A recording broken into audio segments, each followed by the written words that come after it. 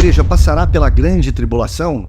O que promete Apocalipse capítulo 3, versículo 10? Será que ali Jesus ele está dando mais ênfase ao pré-tribulacionismo ou ao pós-tribulacionismo? O que acontecerá com a igreja? Ela será salva da grande tribulação, nem passará por ela, ou ela será salva na grande tribulação, assim como aconteceu com os amigos de Daniel na fornalha de fogo? Ou será que ela será arrebatada e não passará por essa grande tribulação? O que promete Apocalipse capítulo 3, versículo 10? Será que ali é uma promessa apenas para a igreja de Filadélfia ou será que é para toda a igreja na face da terra?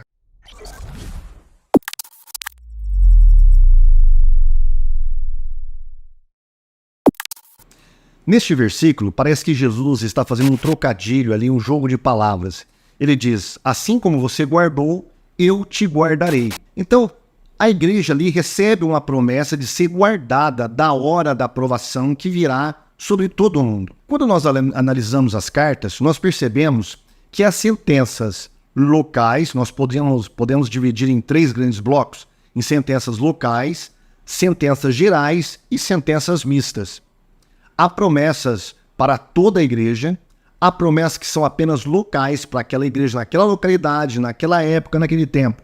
E há promessas que são mistas. Por exemplo, na própria igreja de Filadélfia, nós podemos perceber isso. No versículo 7, a gente percebe que a sentença ali é local e geral. No versículo 8 e 9, é apenas local, diz respeito apenas a problemas da igreja de Filadélfia. No versículo 10, é local e geral. O que você diz? O que você acha? A igreja passará pela grande tribulação ou não? Deixe seu comentário aqui, se você é pós, mid, pré-tribulacionista, e o que você acha desse versículo de Apocalipse capítulo 3. Ali promete um livramento para toda a igreja. Será que a igreja passará ou não pela grande tribulação? Enfim, versículos 11, 12 e 13, ali há uma sentença geral. Agora, como que eu sei que a igreja, que o versículo 10, aliás, é para toda a igreja? Por que não é para a igreja de Filadélfia apenas? Bom, quando a gente analisa as 7 cartas, as 7 igrejas, a gente percebe que há perseguição. Há uma perseguição local em diversas igrejas que João está escrevendo. As perseguições, geralmente, são sempre locais. Por exemplo, em Éfeso, a gente percebe isso no versículo 3. Há ali um sofrimento que é local daquela igreja.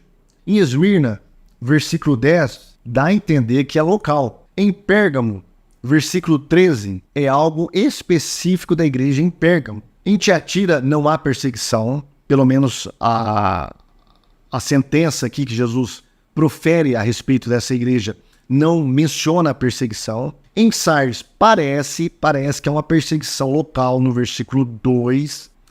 Em Laodiceia não há perseguição. Em Filadélfia é a única qual Jesus faz uma promessa de livramento de uma tentação que parece ser mundial. Alguém pode dizer, mas isso ali era o Império Romano. Por exemplo, os preteristas costumam jogar tudo que diz respeito à terra, mundo, ao Império Romano. Para eles, existia só o Império Romano como mundo. Só existia a terra de Israel como mundo, né? Mas parece que o Apocalipse não diz isso. O Apocalipse, quando menciona essa perseguição, parece que ele ultrapassa o Império Romano. É uma perseguição, é uma tribulação que virá sobre todos os habitantes da terra. Isso é bem claro. Agora, o que significa habitantes da terra no livro do Apocalipse? Bom, é uma coisa interessante. Esse uso, habitantes da terra, ele vem do Antigo Testamento. E todas as vezes que no Antigo Testamento menciona-se habitantes da terra, está falando sobre o povo ímpio, sobre um povo incrédulo, no qual virá um julgamento para condená-los. E parece que é esse mesmo tom, esse mesmo clima, essa mesma sentença que aparece no livro do Apocalipse. A gente pode cotejar aqui algumas referências que pode corroborar com esse ponto de vista. Por exemplo, nós vamos encontrar a expressão habitantes da terra em diversos versículos do Apocalipse. Ele aparece 11 vezes junto com seus correlatos.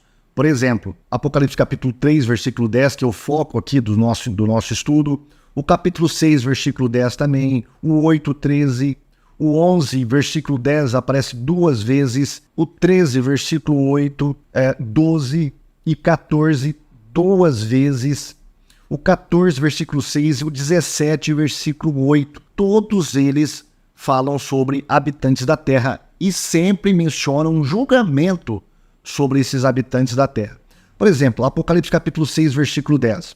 Diz assim, e eles clamavam em alta voz: até quando, ó soberano, santo e verdadeiro, esperarás para julgar os habitantes da terra e vingar o nosso sangue? Apocalipse 11, 10. Os habitantes da terra se alegrarão por causa deles e festejarão enviando presente uns aos outros. Apocalipse 13, 8. Todos os habitantes da terra adorarão a besta. Apocalipse 13, 14. Ela enganou os habitantes da terra. Apocalipse 17, 2. Os habitantes da terra se embriagaram com o vinho da sua prostituição.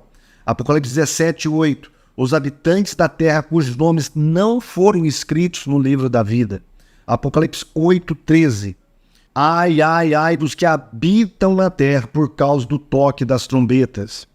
Apocalipse 14, versículo 6. Um evangelho eterno para proclamar aos que habitam na terra, a toda nação, tribo, língua e povo.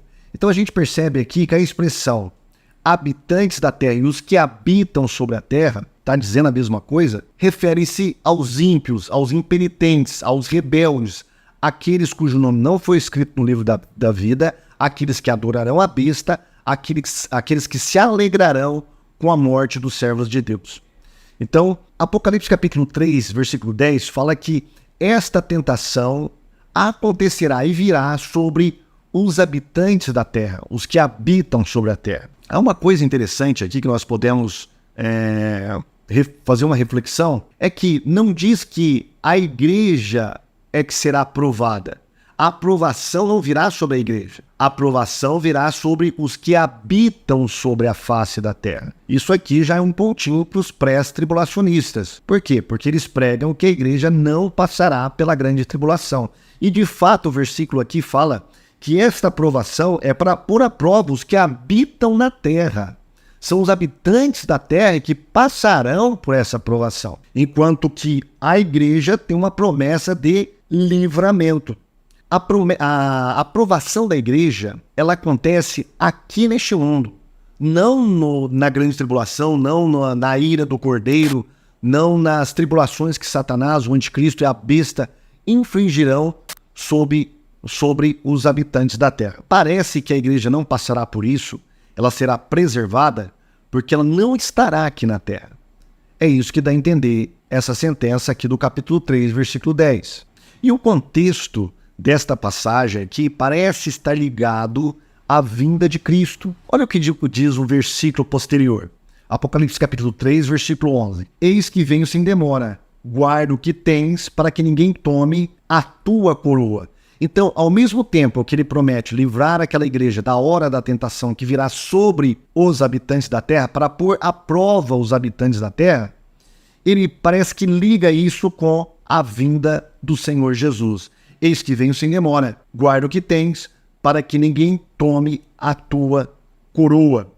A expressão da hora e não na hora da tentação parece que foi a preferida pelos tradutores da Bíblia. Tem várias versões que falam sobre ser livrado da hora da tentação, em detrimento daquelas que falam sobre ser livrado na hora da tentação. Alguém pode perguntar, mas será que também a carta de Esmirna não mostra que a igreja passará pela grande tribulação? Porque ali fala de tribulação. Vamos dar uma olhadinha no versículo. Capítulo 2, versículo 10. Nada temas das coisas que hás de padecer. Eis que o diabo lançará alguns de vós na prisão para que sejais tentados, e tereis uma tribulação de 10 dias. Ser fiel até a morte, e dar-te-ei a coroa da vida. Ora, se no capítulo 3, versículo 10, há uma suposta base para o pré-tribulacionismo, será que aqui não é uma base para o pós-tribulacionismo? Será que aqui também não mostraria que a igreja estaria passando pela grande tribulação e sendo preservada da grande tribulação? Mas veja bem, são dois contextos completamente diferentes. tá? Enquanto que ali, no capítulo 3, versículo 10, parece uma promessa geral para a igreja não passará pela tribulação, a promessa de livramento, aqui na igreja de Esmirna não há essa promessa. E vamos ver algumas razões do porquê são contextos diferentes. Primeiro, o contexto não menciona a volta de Cristo em Esmirna, enquanto que em Filadélfia menciona.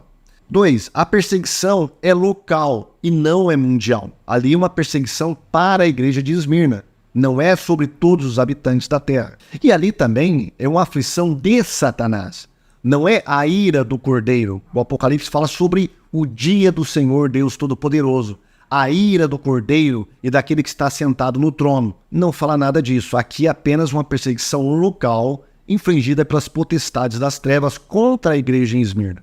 Outra, aqui não há promessa de livramento. A igreja passará por aquela tribulação de 10 dias, tá? Ela não é específica. Aliás, ela é uma tribulação limitada. Aqui o texto diz que é uma tribulação de 10 dias, enquanto que lá em Filadélfia não fala disso. Ele abrange essa época da tribulação como se fosse realmente a grande tribulação, conhecido como o dia do Senhor.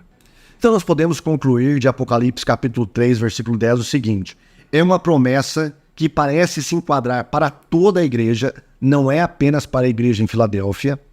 É uma promessa de livramento da hora da tribulação e não na tribulação, é uma promessa de livramento. A tribulação é para aprovar não a igreja, mas para aprovar os ímpios. Pelo menos é isso que dá a entender capítulo 3, versículo 10, lá do livro do Apocalipse, aquela promessa que Deus fez para a igreja em Filadélfia.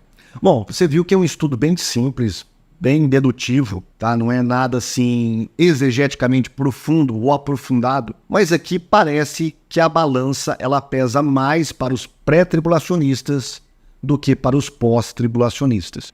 Se você não concorda, deixe o seu comentário aqui embaixo, tá bom? Se você concorda, também deixe o porquê você concorda com a argumentação deste vídeo. Deus abençoe você. Se você quer pré, pós, mid, Deus abençoe a sua vida, tá bom? O que importa é que Jesus voltará. A questão de como ele vai voltar, ou como ele voltará, o jeito que ele irá voltar, isso aí é um debate que não terá fim até a volta do Senhor Jesus. Mas nós esperamos nos encontrarmos no céu. Deus abençoe a você e até o próximo vídeo, se assim o Senhor permitir. Tchau!